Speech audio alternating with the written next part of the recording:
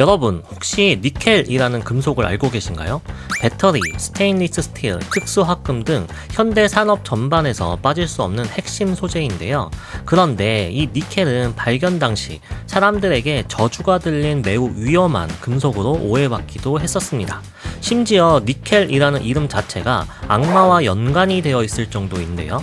현대 사회에서는 없어서는 안 될 필수 소재인 니켈은 어떤 이유로 사람들을 공포에 떨게 만드는 금속이라는 오명을 가지게 되었을까요?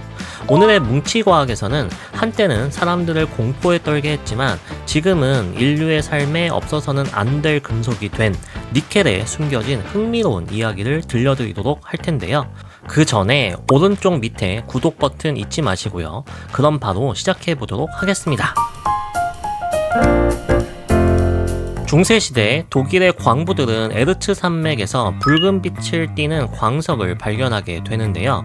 광부들은 당연히 이 광석을 구리광석이라고 생각했지만 사실 이 광물은 니켈과 비소의 화합물로 이루어진 니콜라이트였어요.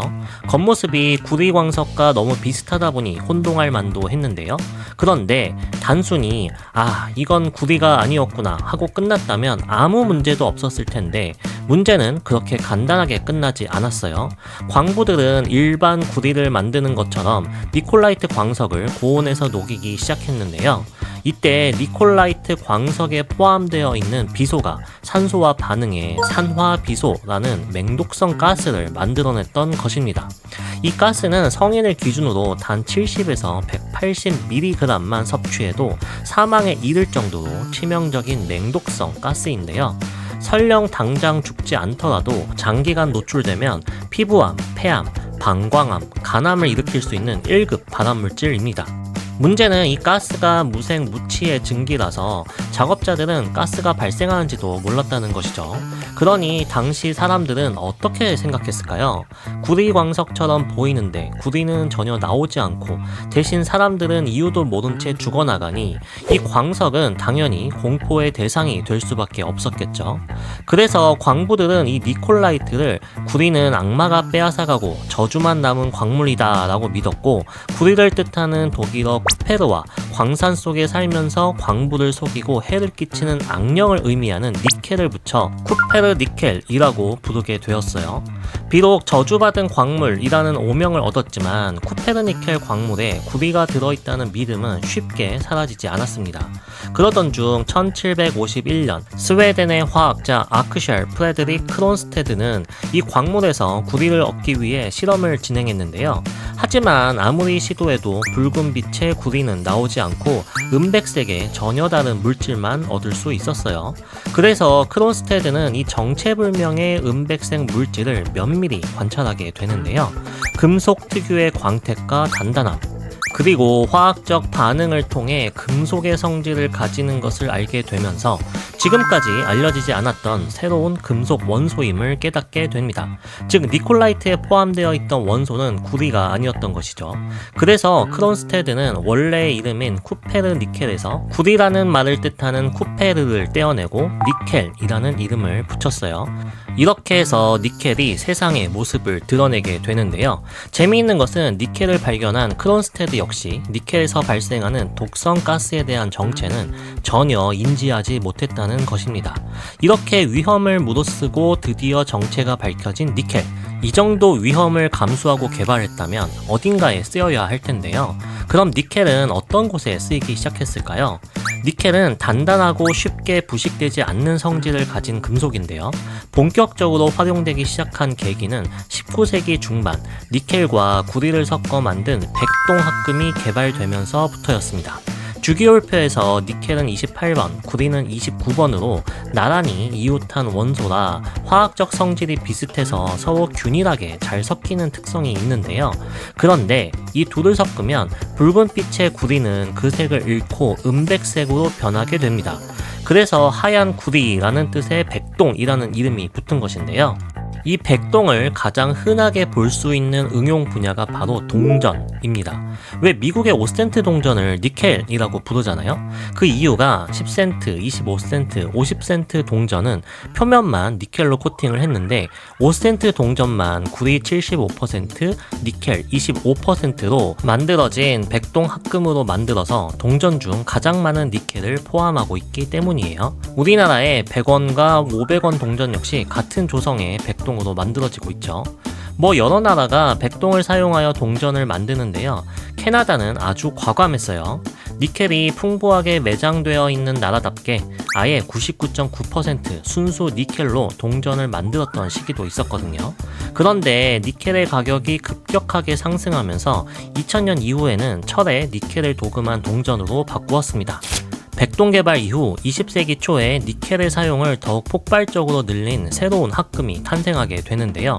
바로 녹이 잘 생기지 않는 강철, 스테인리스 스틸입니다. 우리 인류가 문명을 발전시키면서 가장 많이 사용한 금속이 바로 철인데요. 철은 순수한 상태로 사용하면 부식에 매우 취약하고 생각보다 강도도 그렇게 높지 않다는 단점이 있어요. 이를 극복하기 위해 철에 니켈, 크롬 등을 넣어서 부식을 방지하고 강도도 크게 향상시킨 합금이 바로 스테인리스 스틸입니다. 오늘날 스테인리스 스틸은 사용되지 않는 곳을 찾기가 어려울 정도로 필수적인 소재가 되었는데요. 실제로 현재 전 세계에서 생산되는 니켈의 약 60에서 70%가 스테인리스 스틸 제조에 사용되고 있습니다. 백동과 스테인리스 스틸의 개발로 니켈의 수요는 더더욱 급격하게 증가하게 되는데요. 이 거대한 수요를 충족하기 위해 여러 기술자들은 각자의 방식으로 대량 생산 공정을 개발해 나가게 됩니다.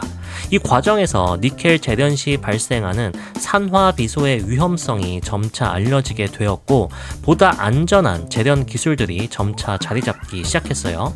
그렇게 상업적인 니켈 재련 공정은 19세기 후반 본격적으로 확립되었는데요. 무시무시한 별명을 가진 금속임에도 불구하고 인류가 비교적 빠른 시기에 대량 생산 체제를 확립하고 적극적으로 사용한 금속 중 하나가 되었어요. 그만큼 꼭 필요했던 소재였다는 반증이기도 하겠죠.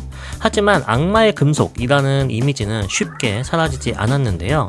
재련 기술이 발달하면서 비소 중독 사고는 크게 줄었지만 니켈을 정제하기 위해서는 여전히 황산, 염소, 암모니아 같은 강력한 화학약품을 대량으로 사용해야 했기 때문이에요.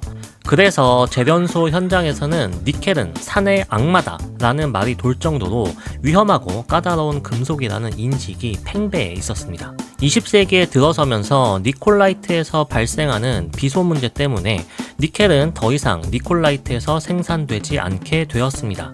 대신 오늘날에는 산화광이나 황화광이 주요 원료가 되었는데요. 그럼에도 불구하고 니켈 재련 과정에서는 여전히 황산 같은 강산과 각종 화학약품이 사용되고 있습니다. 다만 현대 재련소는 과거와 달리 재련 중 발생하는 가스나 사용된 용액 같은 위험한 부산물을 철저하게 관리하고 정화 및 재활용 과정을 거쳐 안전성을 높이고 있어요. 그리고 니켈은 현대 사회에 들어오면서 더더욱 많은 분야에서 사용되기 시작합니다. 그중 하나는 바로 니켈 도금인데요. 니켈이 잘 녹슬지 않는 성질 덕분에 다른 금속을 보호하기 위한 코팅 소재로도 니켈은 널리 사용되고 있습니다. 하지만 니켈은 피부 알러지를 유발할 수 있기 때문에 피부에 직접 닿는 액세서리 같은 물건에는 무니켈 도금을 적용하는 것이 원칙입니다. 다만 제조 과정에서 니켈을 중간층 도금으로 사용하는 경우가 많아 피부가 민감한 분들은 제품이 무니켈 도금인지 꼭 확인하는 것이 좋아요. 액세서리 같은 제품 설명에 무니켈 도금을 강조하는 것도 다 이유가 있는 것입니다. 그리고 최근 들어 니켈은 리튬이온 배터리의 핵심 원소로 그 존재 가치를 더욱 높이고 있는데요. 니켈은 배터리의 양극재를 구성하는 주요 원소로 리튬과 함께 사용되면 에너지 밀도를 높여 고용량 배터리를 만들 수 있기 때문에 전기차 배터리 산업에서 핵심적인 역할을 하고 있어요. 그 밖에도 니켈은 엔진 터빈 등 높은 온도를 견뎌야 하는 초내열 합금에도 사용되고 있는 등 그 응용 분야는 이 짧은 영상에 다 담을 수 없을 만큼 무궁무진합니다. 여러분, 오늘은 한때 악마의 금속이라고 불렸지만 지금은 현대산업의 핵심 소재로 자리 잡은 니켈에 대해 이야기해 보았습니다. 과거에는 사람들을 괴롭히던 금속이 이제는 인류 문명을 지탱하는 기둥이 되었다는 점이 참 흥미롭죠. 그럼 오늘의 이야기는 여기서 마무리하도록 하고요. 다음 시간에 또 재미있는 주제로 찾아뵙도록 하겠습니다. 다음에 꼭 다시 만나요.